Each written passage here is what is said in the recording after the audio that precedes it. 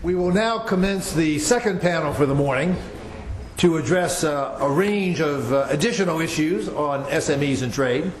I'm delighted to introduce Rochelle Lipsitz to chair this panel. Rochelle is now the Acting Assistant Secretary for Trade Promotion and Director General of the U.S. and Foreign Commercial Service at the Department of Commerce. You've already heard lots of plaudits and advertisements for her operation in the earlier part of the morning. Her specialists serve in 107 cities in this country, more than 80 countries around the world, working with companies to get them started in exporting or to increase their sales. She's a great advocate for SMEs. She's recently testified before Congress on a world of opportunity, promoting export success for small and medium-sized business. Rochelle, take it over.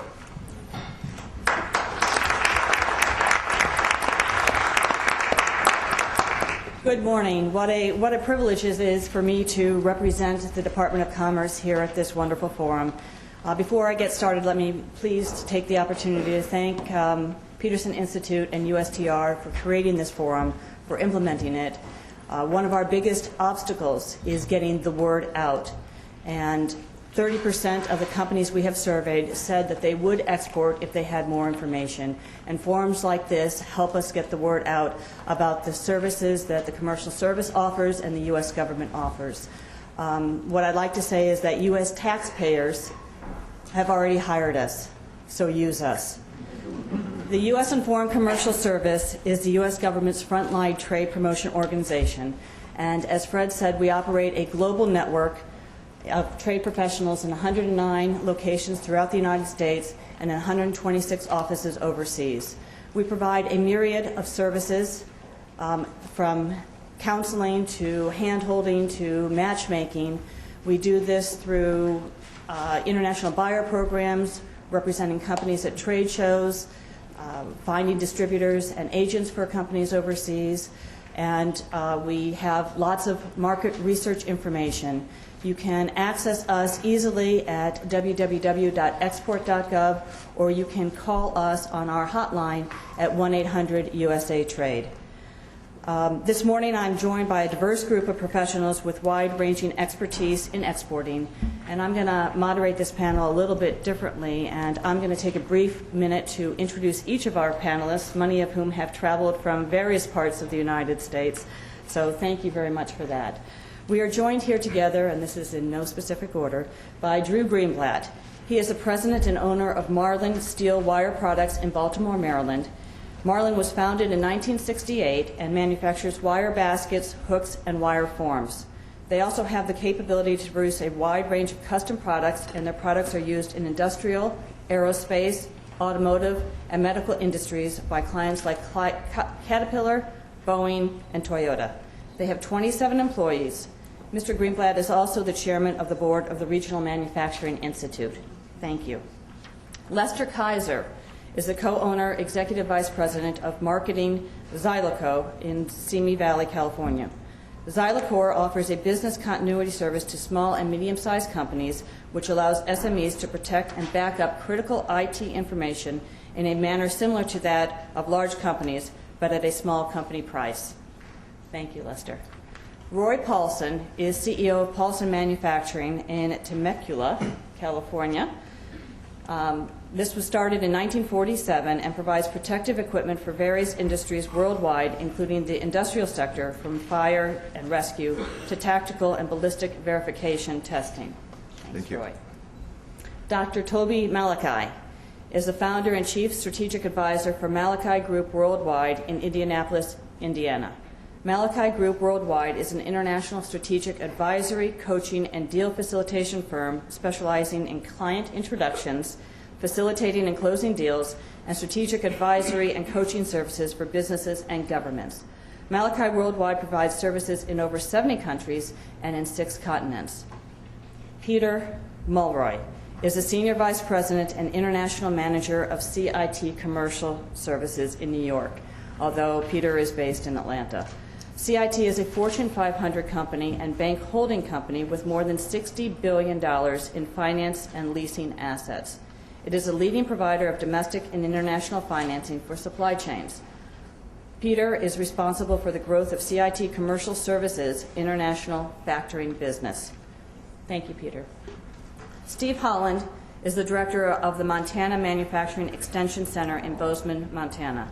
Since Holland's appointment in 2000, the MMEC has helped create 262 new manufacturing jobs in Montana and retain another 349 during a period of national decline in manufacturing. Mr. Holland is also founder and principal of S.L. Holland Associates, Inc., a consulting firm for large-scale change management using a virtual alliance of nationwide consulting expertise. Many thanks again for joining us today. We have about 45 minutes, and I wanted to direct a certain number of questions to our panelists and then open it up to the floor for questions. So the purpose of this panel, first and foremost, is to touch on a range of perspectives that impact exporting. And the ultimate goal, as you have heard, there are only 95% of the world's consumers are outside of our borders. So the ultimate goal is how do we get more than just 1% of our companies exporting? So in the interest of time, let's turn to the panel. And let me lob the first question to you, Lester. Does participation in international markets increase your company's competitiveness and innovation? Yes, just a clarification, though. I'm from Las Vegas. We have a branch office in Simi Valley. And if you'll indulge me for a second, a commercial in Las Vegas, come and visit us. We're hurting. 60 to 70% of our homes are underwater. 1 out of 8 homes are getting into foreclosure. That's the bad news. The good news is 2-for-1 buffets are coming in, back again, and you can stay in the Trump for under $100. So come visit us, please. Okay, back to the question. What was the question again? Innovation and competitiveness. Innovation and competitiveness. It's interesting. We're a very small company, really a startup company we've been in business for maybe 3 years now. Really on Main Street in Vegas, providing really technology services for business continuity and disaster recovery, specifically for a small business utilizing enterprise-level applications. If there is a small disaster, like they accidentally delete a file, we can restore that in seconds remotely. If there is a server disaster, we can restore that in minutes. And the big thing, if there is a big site disaster, tsunami, flood, earthquake, fire, within just a few hours, our customers out of the country can log in a secure internet environment and be back up in business. Actually, this was an outcome of the post-Katrina era where we found out, and the facts are that if a small, medium-sized business cannot be back up and running within 5 to 7 days after a disaster, within a year, they're out of business and go bankrupt. From a competitive standpoint, one of the things that we found out, we got into this sort of in the back door in countries like Australia, New Zealand, and Canada, when there was a backlash of the backlash against outsourcing to other foreign countries. Mm-hmm. Because we use enterprise-level applications to provide these no downtimes, they wanted to see something, and I think the ambassador said it, people are still very intrigued and enamored with a made-in-America model. We fell into that. We were able to utilize top-level technology based here in the United States, make it affordable, because what they have in the other countries overseas have just been what they call backup, so to speak. Right now it's all about the recovery in the technology industry. So because of the various situations happening overseas from the outsourcing, we fell in with some partners and were able to develop an exporting situation to these countries. We're looking obviously to grow, but there's some barriers to that. But yes, the competitive situation has helped us in that regard. Wonderful, thank you. Roy, how did you first make the jump into exporting, and what was the biggest challenge in making your first sale? Thank you. Our business is a long-term family business, and growing up in a family business, everyone can guess my first job was sweeping the floor of the factory. And you learn the business from the ground up. And really, exporting was not part of our plans. We were selling some products to Canada, and that is almost not even an export. And so, of course, if the trade representative was here, I'd say shipping to Texas is an export from And lo and behold, I had an opportunity to bid on a very large order that went to the Middle East, to the United Arab Emirates. And I won the order. It was about $1 million order. I was very excited. And it was a case of ready, fire, aim. I got myself a little bit mixed up on this order, and I had a tremendous barrier of the export control rules of the United States, because this item required an export license. I'd never applied for an export license, and it turned out to be a tremendous project to achieve this on a large order and learn this difficult, arcane system that exists for us to be able to even export a sample of our products to these countries. So through this, though, because adversity builds character, I am now used to the export licenses. I've expanded my eyes were opened by these opportunities. I'm now selling in 100 countries. And I did that over a period of about 6 years. And it was the U.S. Commercial Service that basically held my hand. I had the one large order, which when they saw those statistics, they said, well, why don't you sell other places? And day by day, by week, by month, the U.S. Commercial Service helped me learn how to deal with the foreign countries, how to set up distribution, how to read actually it was more of the banking industry that helped me learn how to understand the finances, because in a small business you run right into financing problems. As soon as you get that big order, how in the world are you going to finance it? So it was a big learning curve, but I can say that I am as comfortable selling in Uzbekistan as I am at selling in Texas. Thank you. Thank you, Roy. Toby, what is the most important ongoing challenge to exporting that you or your clients face? Well, as you can see, I'm Italian, and I have no challenges, and neither do our clients. However, since it was a great question, I'll back up a little bit. This is our 28th year in business, and we've been at this a long time. We've served on the board of the U.S. Chamber of Commerce for 6 years and International Policy Committee for 13 years, and we've worked on almost all the trade agreements for about 67% of the trade agreements.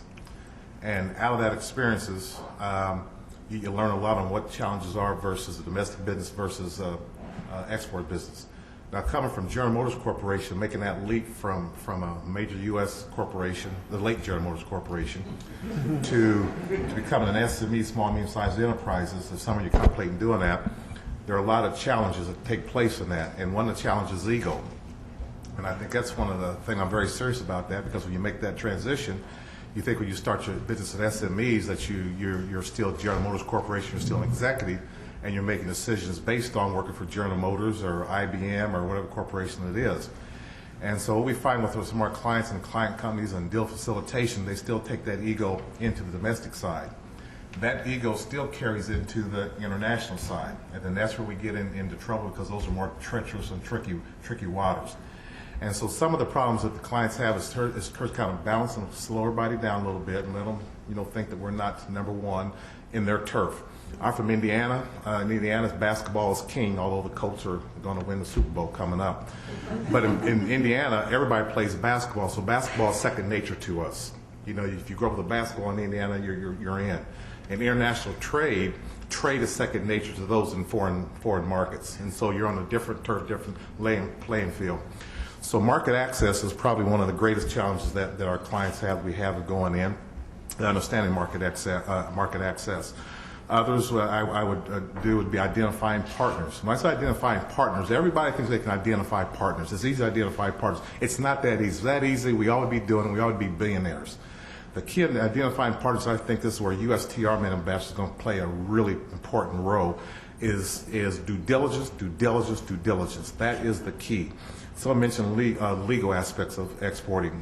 We got involved in that for the first time in 28 years, and a couple of years ago, and the TOEIC can take on us, understanding the legal ramifications of doing international transactions. Other deals that come into play is, I think, is the financing. Exim Bank, we've used Exim Bank in Angola, which is a tough market to do. We did $2.5 million in Angola, and we had to hire, no one told us we had to hire an army to protect our goods and services on the tarmac. Ex-Im bankers can ensure that and protect that on financing there. Also is, I spoke here in Washington last month, and I said this to the audience in Global Forum in emerging markets. Ladies and gentlemen, I don't care how good your company is, how smart you are, what you're doing. If you can't get to the person who can write the check that clears the bank, it's a futile exercise. And that's something we have to learn to overcome. That's a big challenge to get an entrepreneur at SME to understand that. I'm a big proponent, you know, on the trade agreements. The other thing is education is a big challenge, because about making jobs is overcoming education, getting the American workforce to understand the education importance of trade and why trade is so important and how it can benefit an SME's business. It can benefit us in many ways, is that American businesses are sometimes very cyclical.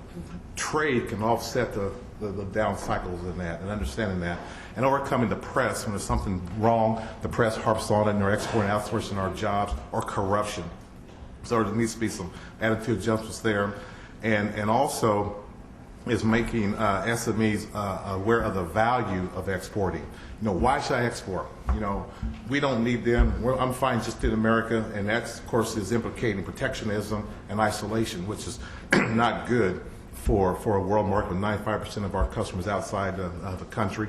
1%, I think, of SMEs export out of the millions, and only 5% of the SMEs in total, compared to total 5% around the world. So you back up our information that shows that information is key. The more information companies have when they go into a foreign market, the better they're going to do, the more successful they're going to be. And that's where we come into play, because your success is our success, right, and vice versa. And I serve on your board, U.S. Foreign Commercial Service Board. And last time, I talked about Bob Bastine in the background. Service businesses create jobs. That's a misnomer. Well, you have a service business, you don't create jobs. We do create jobs, because we move around, we meet a lot of people, and so we have the opportunity to talk about various businesses around the world, so we can do a little bit easier. Whereas if you have a Pacific business, you go to a Pacific trade show looking for Pacific people, and you can absolutely miss a whole market. So those are some of the challenges that we have to do there as well. Great. Thank you very much. Peter, the next question is for you. I know you just came back from Egypt where this was a topic of conversation, but how do other governments promote exports, and what could the U.S. learn from their efforts? Well, thank you, and thank you for being here, and I'm terribly excited about this conference. I've been in international trade for my whole career, and mostly on the finance side, and I can tell you it's capital and access to capital and access to trade credit and knowing your buyers from a credit standpoint. To me, it's the engine, it's the motor of the export car, and without it, you're not going to move your goods or services. And so, in line with Toby's comments, I think capital and finance and trade credit is an extremely important challenge in this market. And in a few minutes, I'll just talk a little bit about kind of my understanding and experience working with companies in China, India, and Egypt as three examples, and what their governments are doing. But before I go there, the other thing to look at as it relates to exports is the ripple effect. There's a significant ripple effect throughout our industries, from finance, logistics, customs brokers, freight forwarders, foreign exchange houses, credit insurers, factors. It's so one transaction, you have a whole litany of support services that helps move those goods and services. So from an economic stimulus standpoint, I think this meeting is long overdue. So I'll start with China. Obviously, the most important market today from an export standpoint. They just surpassed Germany, as most of you know, as the leading export nation in the world. And they've done that on a number of different levels. But the one area that's been extremely supportive for exporters in China has been the government. The government has done three major initiatives over the course of the past 5 years to support the Chinese exporter. The first is working capital. They've provided massive amounts of capital to banks and have dictated to a number of their banks, Bank of China, China Construction Bank, Agricultural Bank of China, and so on, to promote and finance SMEs and exporters in their various sectors. And so capital allocation has been extremely abundant and initiated by the Chinese government. The third is tax incentives. The government has provided up to nearly 18% of tax incentives for Chinese exporters, where they basically get tax rebates on any product that's shipped outside of China. The third is trade credit stimulus. Through the stimulus program, the Chinese government has invested billions of dollars in their equivalent to our Export-Import Bank, which on the trade credit insurance side is called Sinosure. Sinosure has received just this past year $4 billion in additional liquidity to basically provide trade credit guarantees to Chinese exporters to support their underwriting and due diligence needs on their customers globally. Just to give you an idea, Karen Mills mentioned that there's over $90 billion in SBA loans outstanding for both domestic, I understand, domestic and international purposes. Sinosure has gone from basically zero in the past 5 years to $90 billion in credit promotion to Chinese exporters. And the other thing I didn't mention, it's subsidized.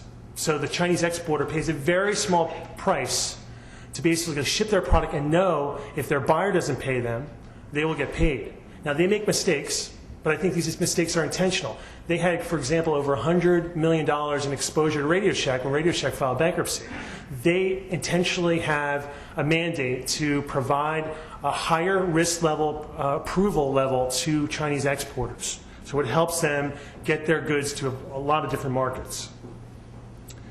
And so a loosening of credit standards, in a sense, you can say.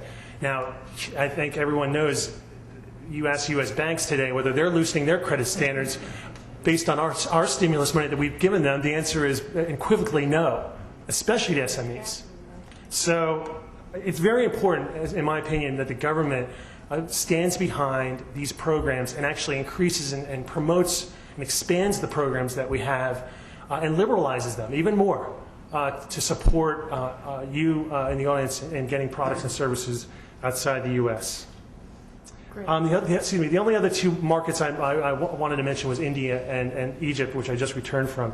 India has phenomenal subsidized financing, where basically any exporter can get pretty much immediate financing from their banks at interest rates that are basically next to zero. The problem in India is that it does not incorporate the SMEs. It's only for large corporates, the medium-sized corporations. So I think they're missing the boat as it relates to helping small businesses. And in Egypt, they have a similar program where they're also providing very inexpensive financing. And it's getting out, and and more and more companies are accessing it. So it's a competitive advantage for these markets. That's all. Wonderful. Thank you very much. This is an opportunity for me to point out another one of our partners, which is the Export-Import Bank. And Walter Kiko, if you want to stand up, he is the Senior Vice President for Financing at Export-Import Bank.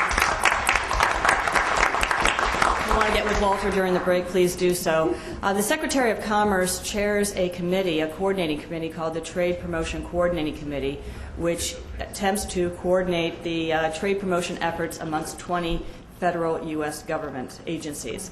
So there are 20 agencies: XM, SBA, USTR, State Department, Overseas Private Insurance Corporation, Trade Development Agency, Department of Transportation, on and on and on, that have trade promotion as part of its mandate. So if you want access to any of those companies or those agencies, you can certainly contact us through our hotline, through our www.export.gov, or through our USAC offices.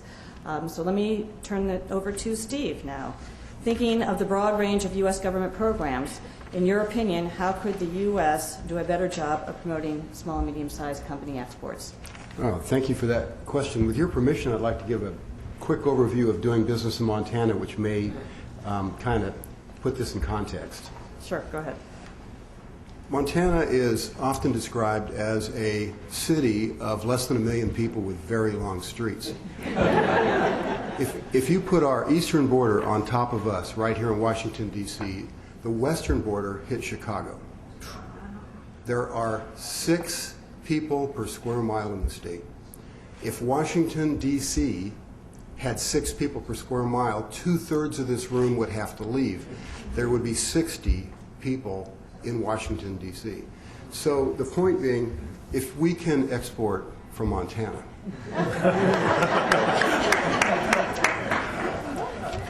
the question gives me a great chance to do a shameless plug. So I think I'll take that opportunity. We need to think of export and trade promotion as an investment in our economy and in our future. Small businesses face many challenges, of which a major one is that they don't have the experience with exports and need assistance with learning how to identify and approach the markets. Simply put, they don't know what they don't know. They need help with things like planning, market research, building relationships, structuring deals, vetting customers and business partners, cost analyses, currency exchange strategies, and intellectual property protection. You've heard many of those things mentioned today. To help companies grow globally, resource providers need to collaborate to provide a full range of expertise required to support international marketing and sales. The National Institute of Standards and Technology, or NIST, which is a U.S. Department of Commerce agency, has a program to help small manufacturers. It's called the Manufacturing Extension Partnership, or NIST MEP, and my center is one of the partners. NIST MEP has partnered with the U.S. Commercial Service, the nation's best export resource, to develop Export Tech. Export Tech is an advanced training and consulting approach which radically accelerates a company's ability to grow in the global marketplace. The program is a collaborative venue where we bring together 6 to 8 companies and help them access a wide variety of experts and organizations, help them remove obstacles, and when we're done, they have an actionable strategic international growth plan. That's an example of doing a lot more with existing resources in the government. Great. Thank you very much. And I think Export Tech is also a collaboration with our district export councils, or is it Export University? Export University. Oftentimes the DECs are involved, SBA's involved, in some cases the World Trade Centers are involved. So it brings together the local partners that are involved in export in the area. So it's very powerful. We also work with our district export councils, which is a group of 1,200 businesses that help us spread the word about exporting. They're practitioners that are based in 60 regional areas. We've got 2 DEC members, I think, Roy and Toby, 3, Steve on here, and I don't know if there are any other DEC members in the audience, but DECs are a huge asset to the U.S. Commercial Service. Drew, last one's for you. What would the U.S. government do in the short term to help U.S. companies like yours export? Well, I think our nation's biggest challenge right now is jobs. This is our biggest problem. And the best way to crank this up is by promoting exports and cranking up our manufacturers to export like crazy, so then we'll hire a lot of people to fill these orders. Earlier we talked about gazelles. Marlin, my company, is one of the gazelles. We're very nimble, and we sell to 22 different countries. It's an incredibly important portion of our business. 1/4 of my employees owe their jobs to foreigners buying from us. So if we could get more foreigners buying from us, we'll hire more unemployed Baltimore City welders to work in our factory. So this is real. This is not theoretical, and we have to pursue this aggressively. I think we should do a 3-prong approach to get more jobs in American factories. One is we should have a very big promotion for websites. Most American factories have websites in English. That's good if you're selling to America or England. But if you're selling to Brazil or if you're selling to Europe or Japan, it would be very productive to have languages in multiple languages on your website. I think that should be an emphasis that we should pursue aggressively, because it's much more friendly to talk to a client in their own language. In addition, I think we should do things like aggressive trade show promotions so we can get Americans out of America onto the trade show floors throughout the world. If we could sell to them face-to-face, we'll close more deals and we'll get more jobs in Baltimore City and throughout America in our factories. Another thing we should do is trumpet the wonderful guarantee program we have. Rebecca Baylaw is out in the audience. I'm not sure where she is. And she introduced us to the Export-Import Bank program, where they guarantee, when we export, they guarantee the credit of companies. We got a contract from a very small company in Singapore that was actually a big order for us, and we ran major overtime. I would never have extended them credit unless I had the full faith and credit of America via the Export-Import Bank program to pursue this transaction. And so there's Baltimore City factory workers who got major hours from me. Why? Because we were shipping to Singapore, and I had comfort that it was a productive endeavor and I was actually going to get paid for it. It all worked out, and they're a wonderful client now. So these are three things that we should be pursuing aggressively. And I think that would create jobs quickly in our country. Great. Thank you very much. You touched on a very interesting subject, which was what we keep on saying, exports equal jobs. So if I could quickly run through the panelists, and if you can try to quantify how many jobs in your organization you can attribute to exporting. Roy? I would love to talk about that. In my own business, we're running at about 150 people, and about 25% of my employees' jobs are directly related to exporting. My growth in my business, I'm actually planning that the export portion of my business will become larger than my domestic portion of the business. Everything points to that. I don't care how you add it up. It adds up that the exporting portion of the business is larger. Adding to this, I travel to a lot of local manufacturers because I'm involved in 2 manufacturing councils there, and I'm involved with NAM.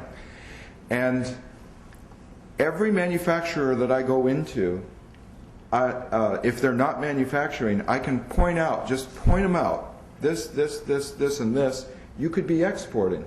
I have never been in a manufacturing plant that could not be exporting their products. And with this type of thinking, which is a change of thinking for these people, all their jaws drop and they say, oh, we can't do it.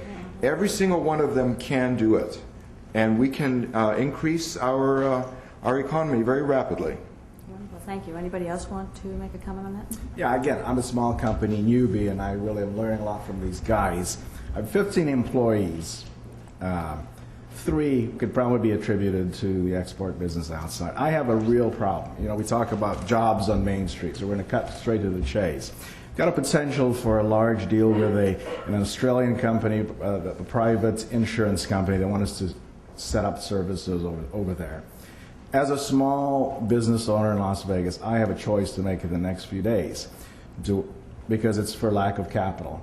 Do I keep paying health care for my employees, so instead of getting another employee to help with starting out that business in Australia, or do I outsource it? And that's the dilemma I face. And I think what's good from this conference, that as was mentioned, is that we've got to take a proactive stance to help the little guys out on Main Street, the entrepreneurs out there, figure out the maze of what's going to the government to help them get a business and try and work through with the situations overseas. Frankly, my growth with my company overseas was as a help of my other partners from the Canadian government, which was good for me, but I'm thinking, what can my own government have done to help? Maybe I didn't know where to look for, and maybe this is good for the little guy on the street, on Main Street, trying to find a place to get jobs on the street and in their own locality. So, you know, we got to look at that to get the word out to these guys out there who do not know where to go, where to search, and how to get access to capital and be proactive in that stance. Yeah, we need to start promoting a new global Main Street. It's not within a 20-mile radius of your headquarters anymore. It's on the streets of Brazil, it's on the streets of India, it's on the streets of Germany. Yes, Toby. Yes, ma'am. 11 jobs attributed to us. One, Sheldon Mountain Longmire's in the back works for us because of the trade agreements and USTR ability to negotiate those agreements to lower tariffs and barriers and market access. We brought a client company with us today that came up. She's a co-CEO. She's a Rhodes Scholar, magna cum laude, graduate of summa cum laude of Harvard, a musical technology company, and we're so convinced that they're going to do well internationally that we brought them along. Dr. Lana Israel is there. Stem say hi real quick, Anna. So we put them on the plan. So that's how much we believed in this conference and how timely that it is. Great. So because of what you've done, directly 11 jobs. Great. Thank you very much. Let me, with the remaining time, let me open it up to questions from the floor. If you please have a question, stand up to the microphone.